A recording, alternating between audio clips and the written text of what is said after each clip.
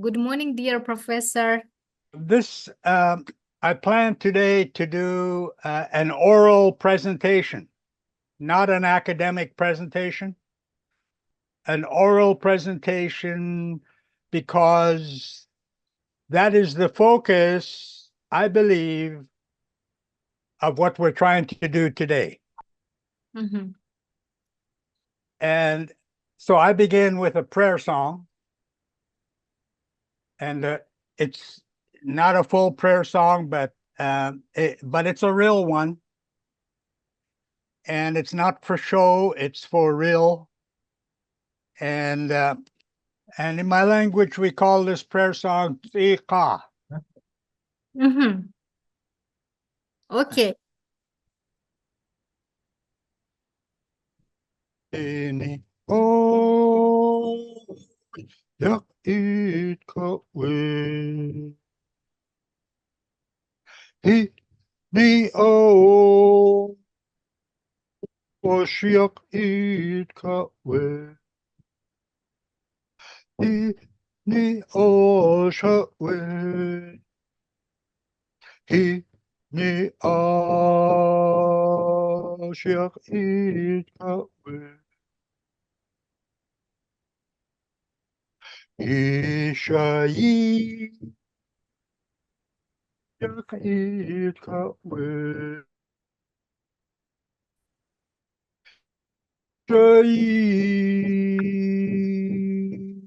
yak it kawe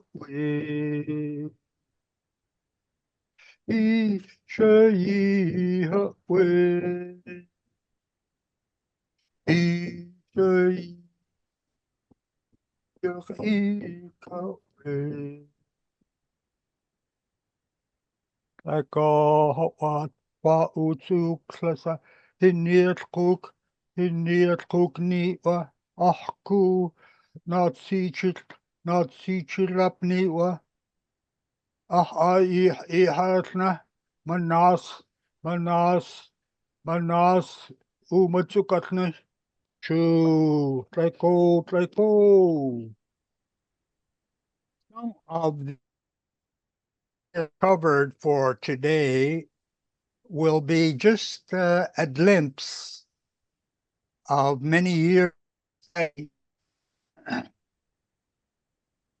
I want to emphasize from the beginning that everything that is said today, I believe, applies to Kyrgyzstan, to the Manas Academy. So I'm calling the session Signs and Wonders. Mhm. Signs and Wonders. Yes. Some signs you can read every day you go downtown, you can read the street signs. Mhm. And there are many signs if you have a family and the people are happy, you can read the happy signs. If the people are angry, you can read the angry signs. And so there are signs everywhere, all the time. And these signs are not random according to the theory of evolution, Mhm. but they are purposeful. They are there for us to read. So some signs you can read all the time, some you cannot.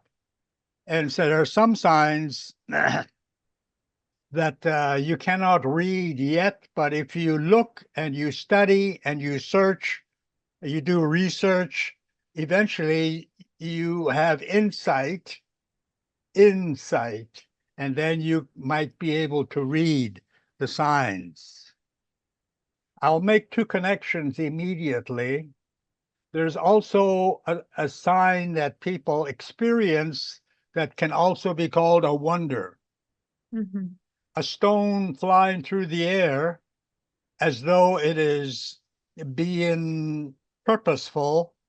It's not just in any direction, but it's flying in a way that an airplane or helicopter flies.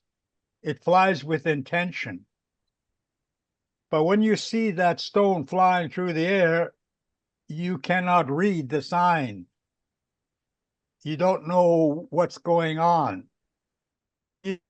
to people in your house about this sign. You call it Cheha. And somebody in your family may know what that sign means, and so will tell you what that sign means. And that might mean that you have to do something because that sign is there for a purpose. It did not appear to the person. There's no other people involved, just one person. Only one person sees that sign because that sign is meant for that person. And if the person can discover what that sign is, then there's a benefit for it. There's a power. It might be medicine. It might be something good to help to heal people or to bring wealth or to have some kind of benefit for good living. That's a wonder. I met a man in Kyrgyzstan when I was there who told me a story that he fell asleep when he was doing research out in the wilderness there by a gorge, very deep gorge. He fell asleep, and the next morning, and when he woke the next morning, he woke up on the other side of the gorge. There was no way to go across the gorge, except maybe traveling for a day to go from one end to the other, or if you have a plane or something to go over. That's another wonder, and that was experienced by one man in Kyrgyzstan who told me the story. I knew that the stories he was telling me about nature, that he must have had a wonder, because everybody who does what he was doing meets up with a wonder in nature. And so what I'm saying here about a stone flying through the air and a man falling asleep on one side of the gorge and waking up the next morning on the other side, they are both wonders. And they both have meaning, and they both have a purpose. And there are many signs and wonders like that our ancestors knew. I will share some of them from my side, but you have to think about your side. That there will be many, many stories like this in Kyrgyzstan. And the story of Manas, all versions of them, of which there are a great many. I read a dissertation by a Kyrgyz person from Seattle University, whose dissertation is online, available online. So I got a copy and I read it.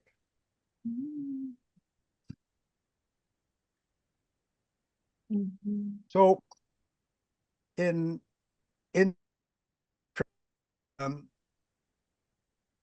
Spanish explorer came to the West Coast before there was any settlement in the coast of British Columbia.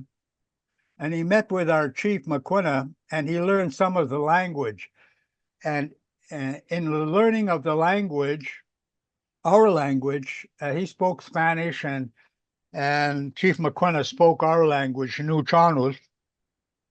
And he asked Chief McQuina, "What's the name of your God?" And Chief McQuina said, Quauts. So Mozinho wrote that into his journal, and the journal was written in Spanish and was translated into English. My grandmother in the early 1940s told me this name. And in the late 1950s, I went to University of British Columbia, and I found this book and read it, and here's the same name my grandmother taught me some 20 years earlier. And it's the same word that was given to Mozinho, the Spanish explorer, by Chief McQuina in the 18th century. And the name means owner of that which is, or owner of existence, or owner of reality. That's the name of, that's Quauts, that our ancestors, they knew this name. It does not mean that they knew Quahoots personally, because Quahoots to them was like an absentee landlord. Because Quahoots means owner. Quahoots owns everything, everything in our language. Connection to the theory of evolution in the story, that Edward Tyler, an Englishman, developed a theory based on evolution that Aboriginal peoples cannot know God. They can't know God according to the theory of evolution. And so he developed this theory and a big following in the academy of those days. And there were departments of science that studied this theory in various universities. There was a problem that developed when missionaries from around the world, they couldn't find any tribe anywhere in the world that did not know about God, like Quahoots. Quahoots is one example. But tribes all around the world had names. And not only that, they had prophecies. That is, God spoke to their people and said that they are to wait for somebody with a black book that would tell them about God. And that was some of the tribes. And many of the tribes would say, we have lost the book, we have lost the writings about God. So not only was Edward Tyler wrong about indigenous peoples, right? He was so wrong that indigenous peoples knew more about God than he did in that sense. Because the theory of evolution and scientists had been led astray from this idea about God. So in our stories, I'll tell you a story about an anthropologist who did studies in the United States. And he had recorded stories from one tribe, and 30 years later, he went back to the tribe about these stories. And the tribe told the same stories again, except now the stories had different kinds of information in it.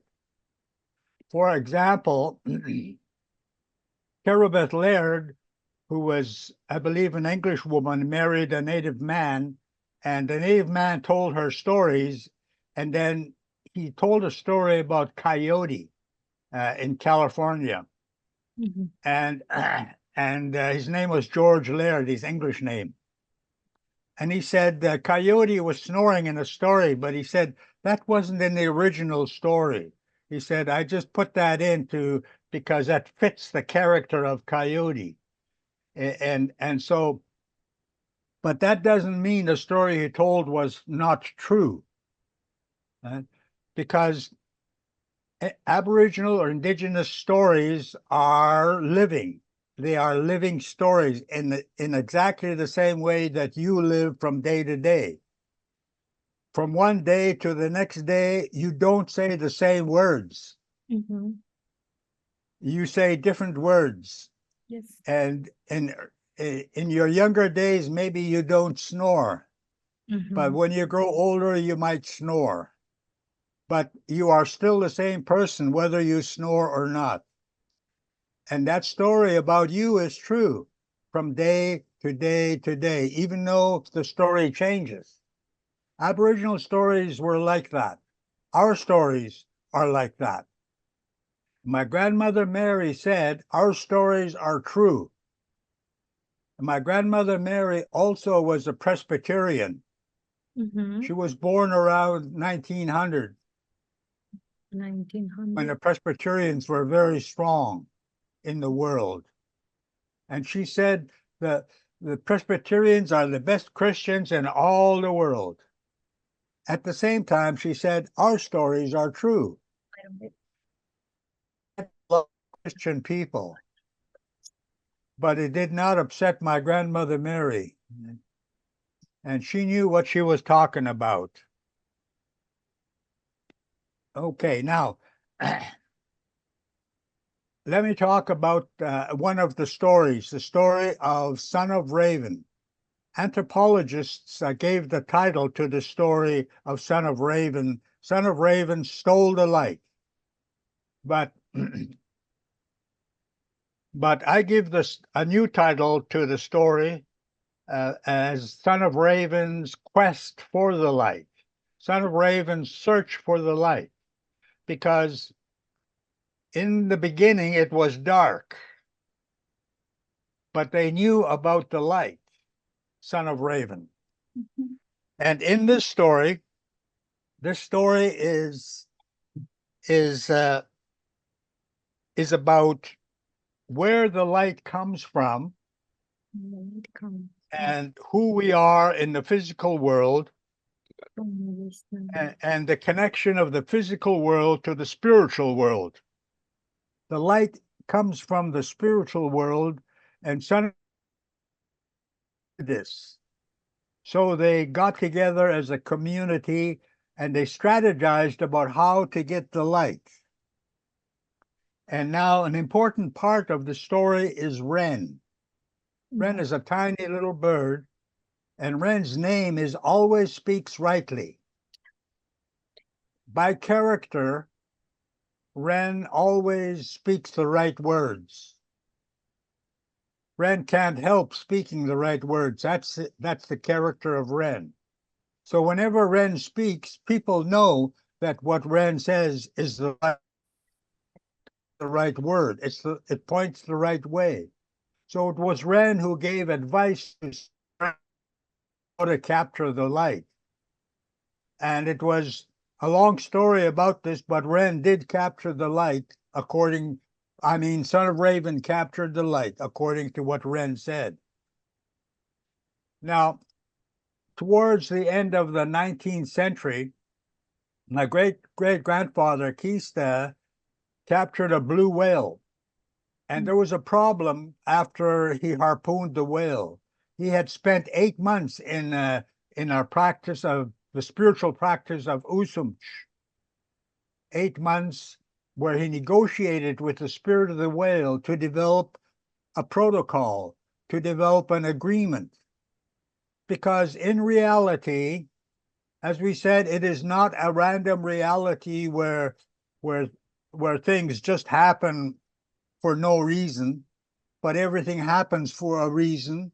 And you probably have that saying over there, as we do over here. Everything happens for a reason.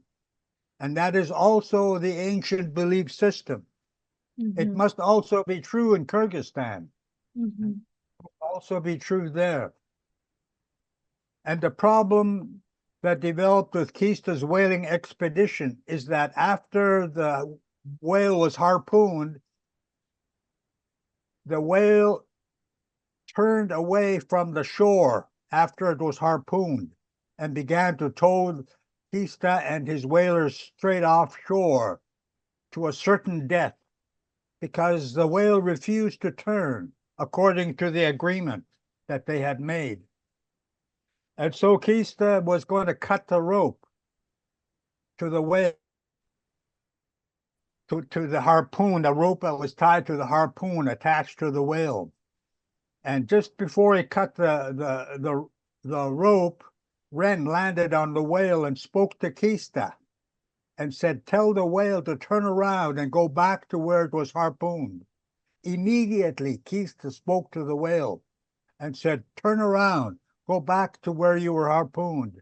Immediately, the great whale turned and went back to where it was harpooned, and there it died. But before that happened, Kista had checked his whalers because they were all purified. They were all cleansed. They all had been in prayer. They all had been cleansing themselves, purifying themselves, and being strong in faith in what they were doing. But they didn't understand why the whale was trying to kill them. And so Kista had a suspicion after Wren gave him the word that something had happened at home. And so when the whale got home to house it, Kista found out that his wife had misinterpreted the message because there were messengers going back and forth between the whaling expedition and home. And the report had come in that the whale had been harpooned. And Kista's wife, who was in a ceremonial position connected to the whaling expedition, she was to lay in a prone position and to be in a prone position until the whale had died. Mm. She had gotten up, and so in other words, the whale had thought, you have broken your agreement. So, Mm. okay, I'm going to kill you all now. Mhm. But the agreement was not broken on purpose. You understand that there is the letter of the law and the spirit of the law. Mhm. An agreement is a legal, it's a legal, like a legal document. And so the whale almost killed them all because the letter of the law was broken. But Ren came as an emissary from the spiritual domain with the perfect law of the heart. And so turned the expedition around into being a success. Isn't that amazing? That's an amazing story. Now, there will be similar kinds of stories in Kyrgyzstan. And there will be similar kinds of stories. I know that in the story of Genghis Khan, Mhm. that that uh, in what guided Genghis Khan, the great Khan, in what he was doing, that he had prophetic or words from the spiritual domain about what to do. And when he did it, it worked. When he did it, it worked. When he obeyed what he was told, as Kista obeyed Ren, what he was told, then he was successful. And I saw when I read the story of Genghis Khan that he was also told. And when he did what he was told, he was successful. You know, at the end of his life, he told his children, grandchildren, that great power and great wealth are very dangerous and Mm. that they will go down and Mhm. that they will be destroyed if they are overcome by great wealth and great power. And they were overcome, as you know, Yes. right? As they went down, as all great empires go down, are overcome by the wealth and the power that they have. I'll just mention another story about son of Mucus, which involves a story of um, what in scripture is called Nephilim, which are giants. There are stories of giants all over the world. We have a story of giant in son of Mucus. This giant to the community of my village and steal children. Mhm. And Mm. and nobody could do anything about this giant. They were helpless. Look. And in this story, um, it's about uh, things that happen all the time,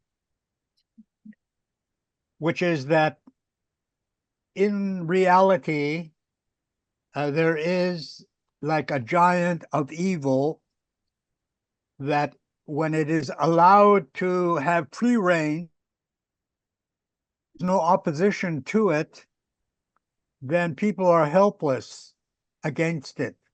And in this story, children were being stolen from the beaches of Ahos, and the wife of the chief was wailing, mourning, in great distress, and son of Mucus was born in a mussel shell, based on the mucus from the wife's nose. And that's how the person that came from the spiritual domain came to be known as son of Mucus. son of Mucus.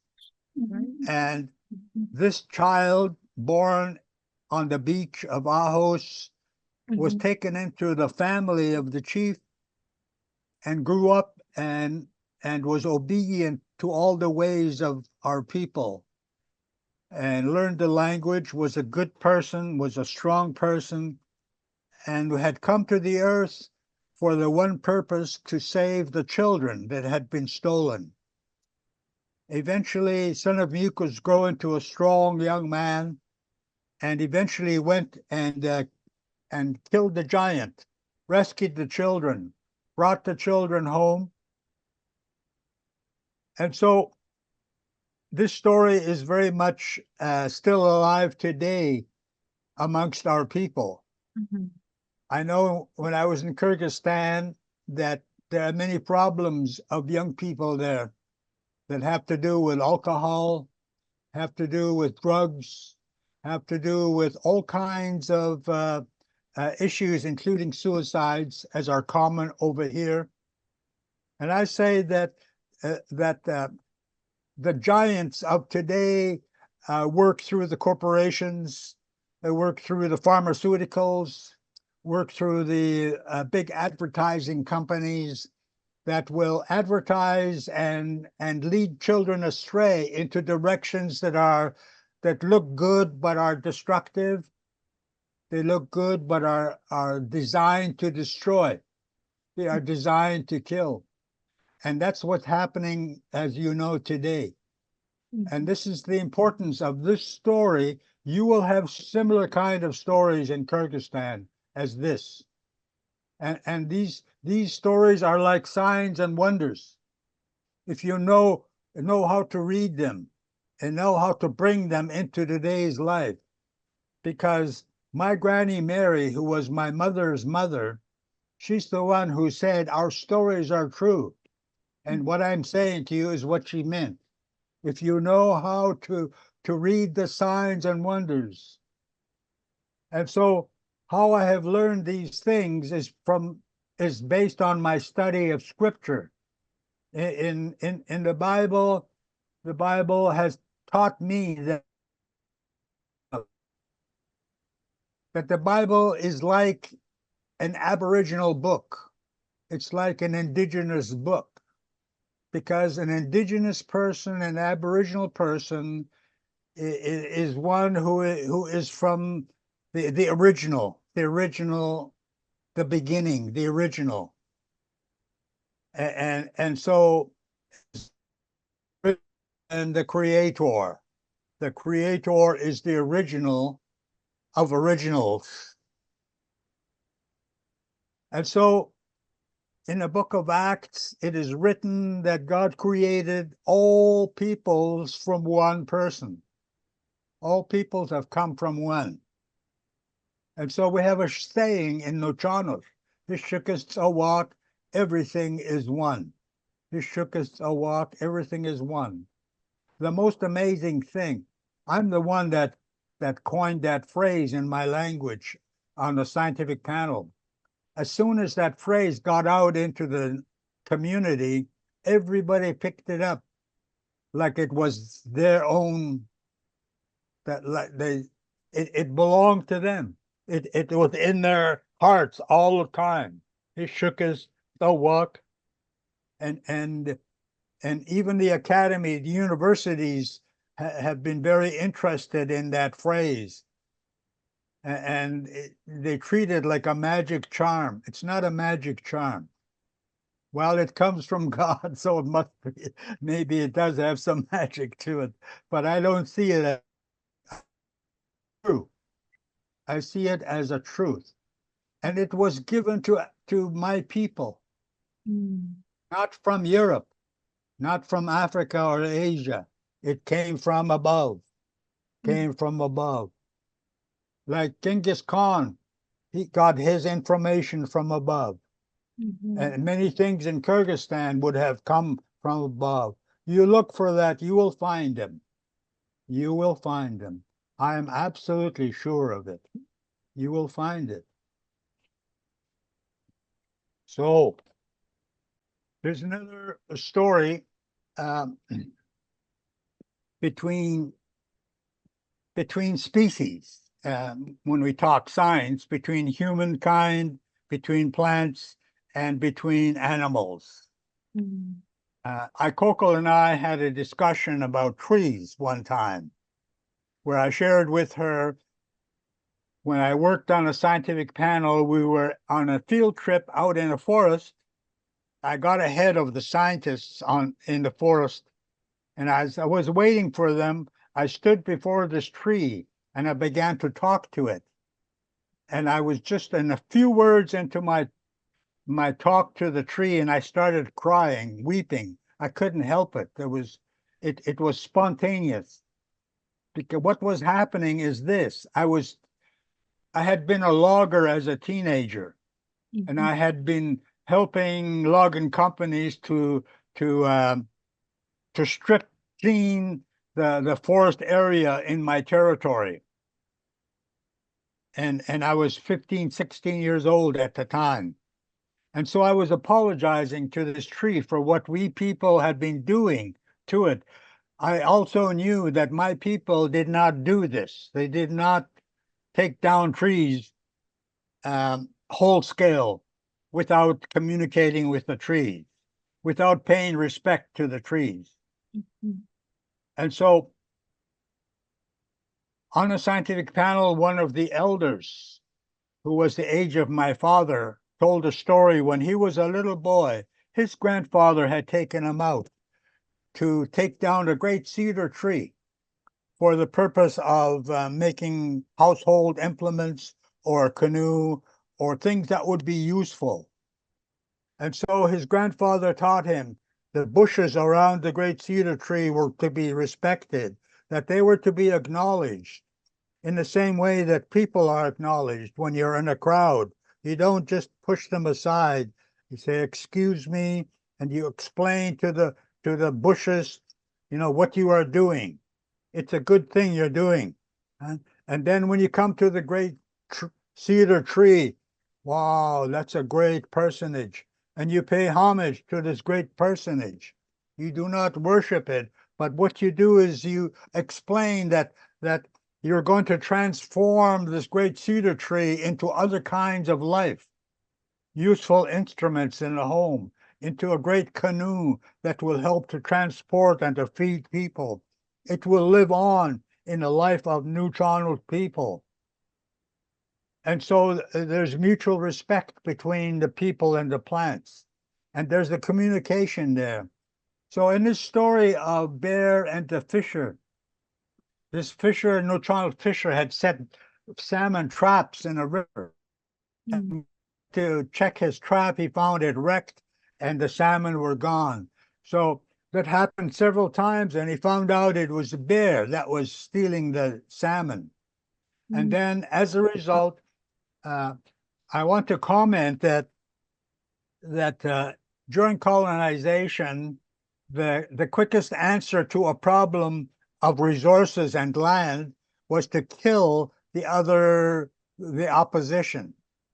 So the neutral fisher had the option to kill the bear because the neutral people have weapons, and the bear doesn't have weapons except for his claws, right? So, but he didn't kill the bear. Instead, he spoke to the bear. He communicated with the bear. Now, it takes a lot of energy, a lot of patience, a lot of maturity for a person to communicate with another being who has a different way of being, a different way of communicating. But there's a way to find out how to communicate with another being. And so the people knew how to do that. And so they not only that, but they took the time to go where the people live, where the bear lives, to find out all the information that the bear. So the bear was saying, look, the salmon is in our territory too. So that the salmon as a resource was shared by the bear and neutral people. They lived in the same territory. And so they came to an agreement and came there the salmon resource. The salmon, on their part, they have they have they have a need also to be recognized. They have a need to be treated with respect. They have a need to be treated as life forms that have value, and they want their value to be recognized the way Kyrgyz people want to be recognized as having value. At the American University, Kyrgyz people need to be recognized in American University. They need to be recognized in the way that salmon do, in the way that bear does. And so the story then teaches that there's a way to live, not only amongst ourselves, but also with different beings, different different ways of being, that sometimes when bear stole the salmon, there's a good reason why bear was stealing the salmon. It was about life. And so and sharing is also an important part of that story. So the governance system of New Channel people is called Patlach, which is a ceremonial word about giving. It's a ceremonial word for giving. So government, the way to live, was highlighted by giving. When there was a great feast of New Channel people, the first action was to acknowledge those in the nation who were the most vulnerable, those who had been weakened because they had lost a loved one, someone had died, someone was gone, but they still came to the great governance feast to support the nation. And so the highest chief would recognize this person. The first act then of governance, of a way of life, was to strengthen the weakest part of the nation first. Strengthen the weakest part of the nation first. So this was an act of governance. Now, what's in the last 4 years around the globe is the suspicion that the power people in the world were deliberately spreading disease and virus around the world to create fear, to control people, that there's evil forces, like in that story of Son of Mucus. There are evil forces at work that if you look, you can find and you can see the signs of it. Maybe you can't prove it scientifically yet, but you can see the signs of it that are very clear. And so these are important kinds of information that our people, your ancestors, my ancestors, they knew about life. So your grandparents, they know things. They know things. And often it's hard for them to articulate, explain what they know. But they do know. They do know. Well, Ikoko, your responsibility. I'm going to cry now.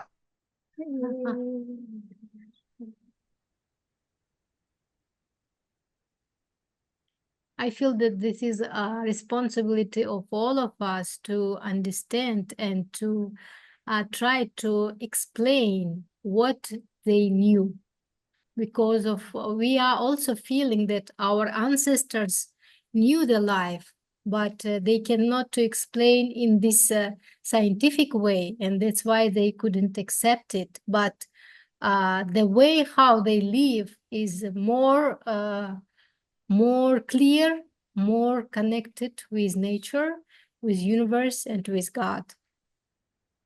That's why we are now in like a challenging time, and we would like to understand how to come to our own base of fundamental feelings and connection with ourselves. So thank you very much, Professor Richard, for your wonderful explanation, and for your great view of our insight. We can say insight science, because this is science which we have in our, how can I say, intuitionally we have in our insight, like a science of maybe heart or science of our soul, but it's not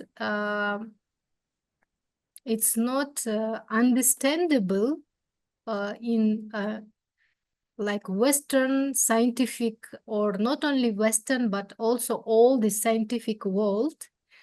But I feel that with such kind of discussion, with such kind of wise professors as you, hope that we could find out like a right methodology and right system for understand our inside life and inside science. And maybe it is not, you say that this is science and wonder. Maybe this is science of wonder. Yes. Your word, insight,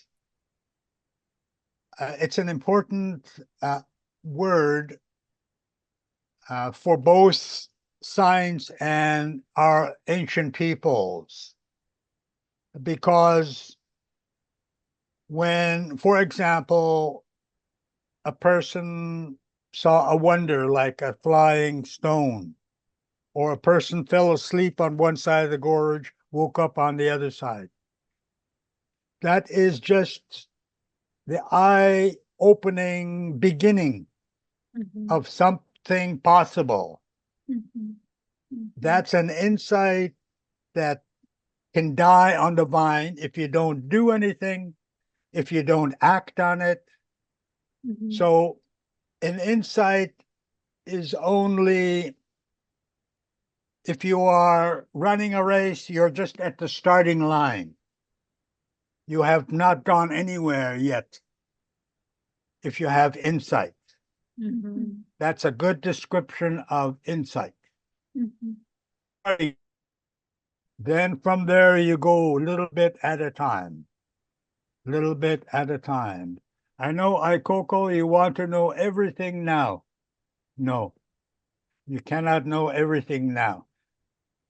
So you accept the fact that, like your ancestors, they went little bit at a time. Little bit at a time, right? So here's a story about Umeek, a teenage boy. True story. He was taken to Bear River by his father. It was January, ice cold. Everything was icy cold. And he didn't want to go, this teen. In our way of life, boys and girls always listen to their parents. Always, always. Never say no. So he went to Bear River, and on the first day, he was in the icy water. He was shivering violently shivering, so cold. He hated it. He hated it so much. But by the fourth day, he couldn't wait to get out there. He loved it now so much. This is a true story. The word Umeek has two words in it. The first word, U, means be careful. And it's an inferential word. It infers that there is danger in reality. It's connected to the story of son of Mucus and the giant, great evil powers, great danger, death and destruction is possible in life. Be careful. The second part of that word, Umeek, is that don't back away, don't run away, but engage with it. Go into it. Don't run away from it, go into it. And Kyrgyz people know about this idea that I'm saying. It's part of their life. I know that. I knew that is part of, and it was our practice right until very recently. And so by the fourth day, this person loved the violent cold. It made him happy. He went from not wanting to do something good, and he engaged with it. He didn't run away. But he couldn't do it on his own. His father made him do it. But he loved his father so much after that. Thank you. Thank you. Oh, thank you so much. Because his father taught him how to go through difficulties, how to go through problems. Don't run away. Engage with it. But when you're engaged with it, your heart must be good. Your heart must be right. You must listen to Ren, who always speaks the right words. Right? And I know that that's also in your tradition. And you look for it, you will find it there. In the 1970s, our elders were brought together to create a dictionary. And in this dictionary, they gave the name to our language, Ta'aksapa. This is a most amazing word to me, because what it means reflects what my grandmother said. Our stories are true. Because when a grandmother says about our way of life that it's true,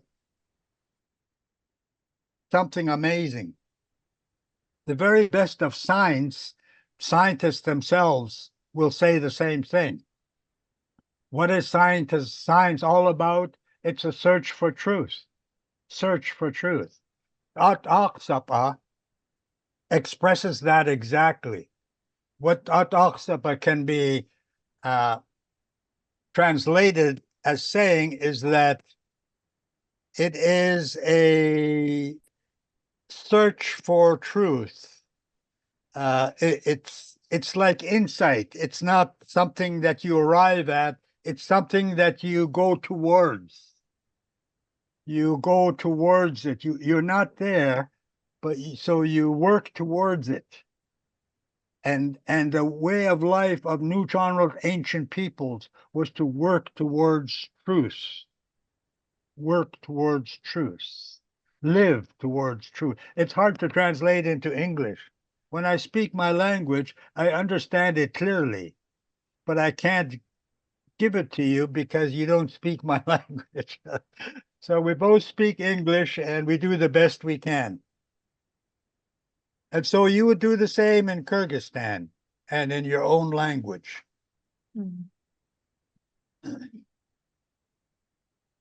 And probably I will end with I attended a language conference of New Chang people as a university student. And in this conference, I explained our word that all of them knew, Ya'akmis. And I want to explain that university trains us critical analysis, which means to take things apart. You analyze something by taking it apart to see how it works, right? And in my culture, that is forbidden. That's numak. You do not take things apart. You put them together. You make whole. Hishukas Sawak. Everything is one. You make everything one. That was the culture. You know about different parts too, but you focus in life on truth, on making things true, making things one. So I had been going to university now, so I explained to the elders that our word Ya'akmis means love, but it's the same word also for suffering, for pain. And because most of them had experienced Christianity already, they already knew about the cross. They already knew about suffering. They already knew about the Son of God dying on the cross. That was an expression of love and pain.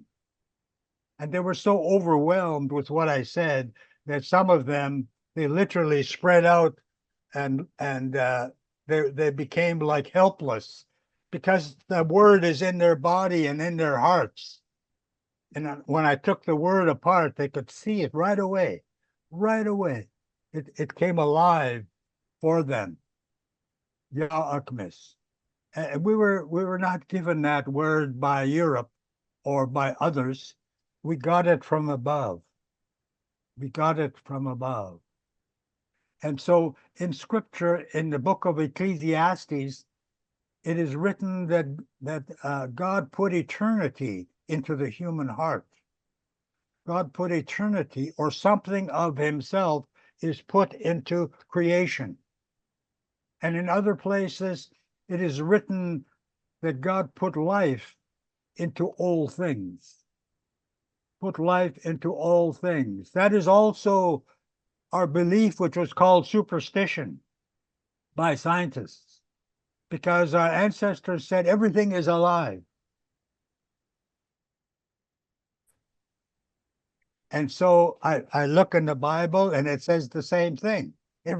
God gave life to everything. Wow. What are scientists going to do with that now?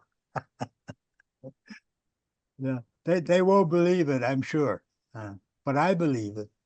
My ancestors believe it.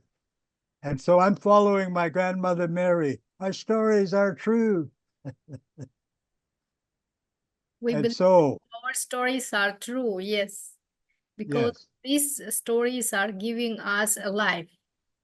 yes, Be, yes, to be alive.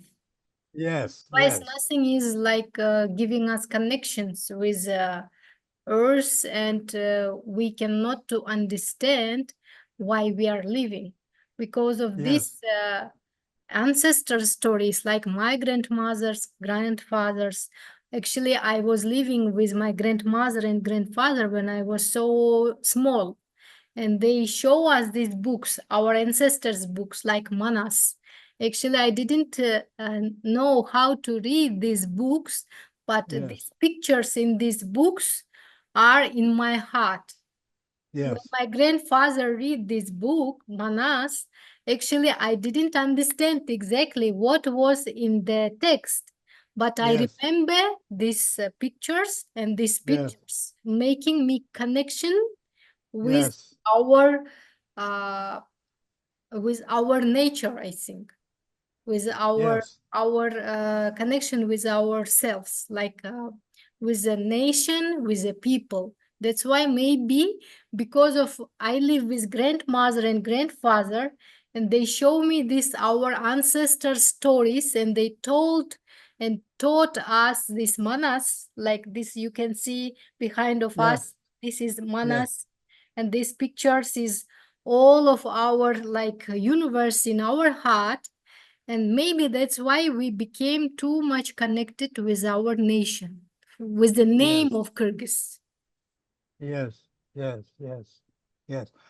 And your story about a connection through the pictures, the word connection is very important because about the creator as being one creator if creation is one, then connection is natural. Connection is natural. In our story of son of Mucus, he had the community make arrows on the way back home to into the spiritual domain. He would shoot arrows into his house up in the heavens, and each arrow would hit the back and make a line of connection, the word connection. So there's a connection between the people who made the arrows, son of Mucus who came from heaven, shot arrows into heaven. And so there's a connection between the people, Kyrgyz people, and and the spiritual beings, right? And everything being one. And the arrows have to go the right way. The arrows point the right way. And the story of Ren is also to speak the right way, like the arrows the right way. Everything goes the right way. Optiuk is our word. So there's a word in your language too, for going the right way. And that's the word you use for Manas Academy, the right way. And so it's been my honor and privilege to be able to share with you today. And I know that Aikoko, you will go on to great things, as will you. I'm sorry, I My am name not is familiar. Gulzar. Yes, and you also will be following and traveling together with Aikoko. And thank you very much, Professor Richard, for your, actually, when you started today's session with playing and singing song with drums, actually, it was also very much near to our mind, because our people also using drums, especially when we are starting some sessions in the nature. It create a connection with nature, with earth, and I feel from your side that you are even in the other part of our discussion, but looks like you are here with us. So drums is also part of our culture. And your song was very much near to our feelings. Even we didn't understand exactly what was the songs about, but insidely, intuitionally, I could feel it that it is connection. Yes, yes. Okay, yes, it was an acknowledgement that God is the one who gives, and it was thanks to God for what is given to us today. And that was the prayer song.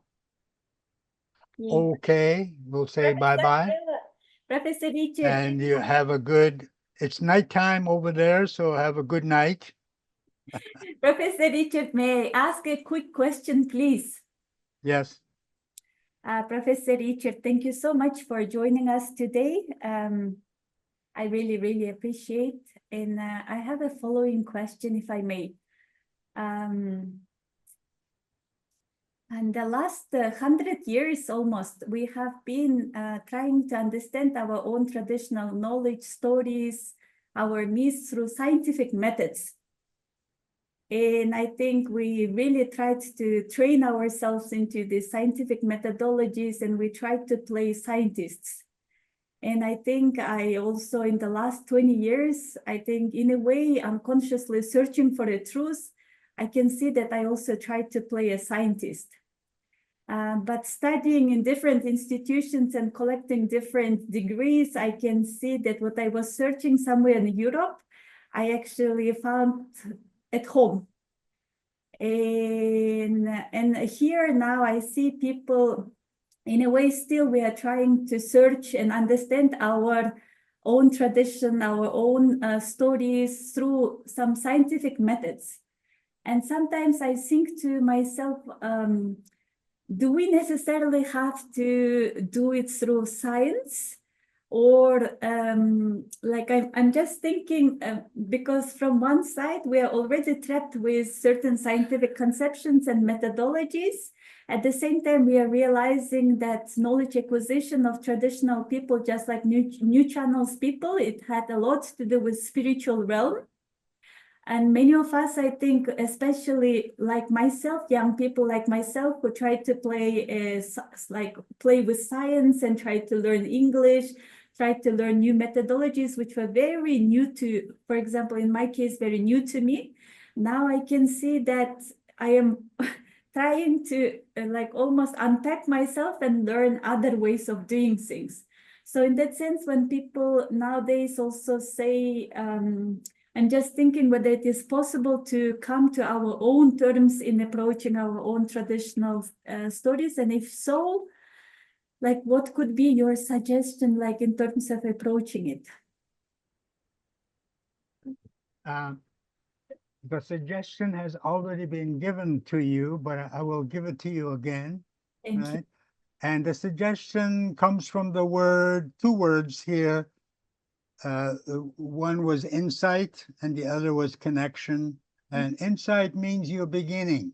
You can see. What you have been telling me is what you have seen about yourself and science, the Western way, where you have come from. Mhm. And I've already told you that you want to come to the end of all knowledge right away, but you can't, and I can't. No one can except God. So you must have patience and do a lot of hard work.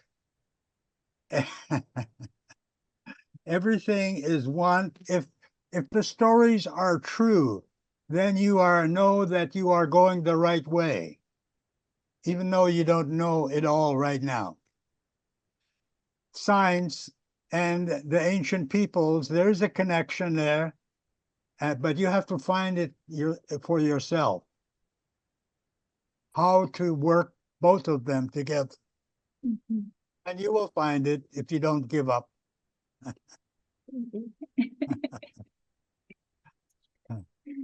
Thank you. Thank you very much, Professor. And if it's possible, we would like to summarize today's our session with a short video about our manas. And when you started this session, you start with playing song, and we would like to summarize and finish our session with short video about our country and about our manas epical poem, if possible. Kyrgyzstan, country of snow-white mountains reaching the sky. The genesis of pristine rivers and lakes. Here, the golden eagle soars through the sky, serving as a celestial sentinel, while the white leopard, guardian of the majestic soldier's homeland, keeps a vigilant watch over the mountains. The dawn of all beginnings, the cradle of nomadic civilization, where heaven and earth bear witness to a grand history. Here every melody carries the echoes of those distant blessed days, and the tales of antiquity persist through oral tradition.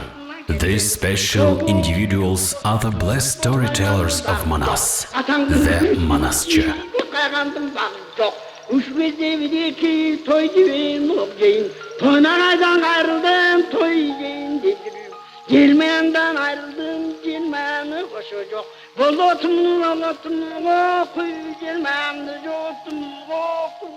Manas embodies the very soul of the Kyrgyz realm.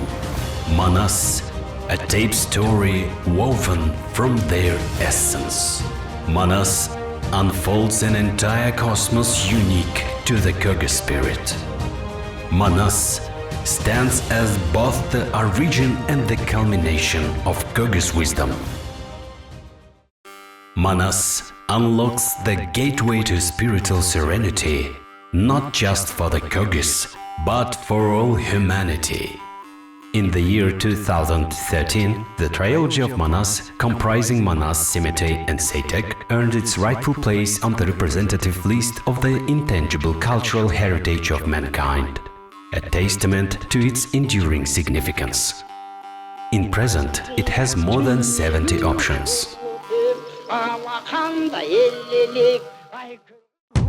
속에서 소라상 아이 그는 나고도 ordo'nun da 라상 하일라나잉 무두렛 우구가잉 토누고 문학회 거르그수누고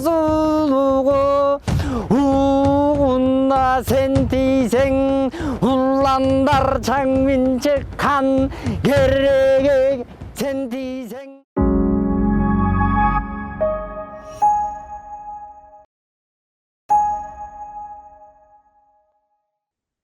Okay. Professor Atleo, thank you so much once again. There was a sign and a wonder to that presentation. The first sign was that it was 3 minutes and 16 seconds long. That is completely related to scripture, Mhm. because one of the famous scriptures that is pronounced around the world is John 3:16. You know that scripture? It's No, a sign. For God so loved the world Mhm. that he gave his only begotten son. That's a sign from your presentation. Thank you. thank you.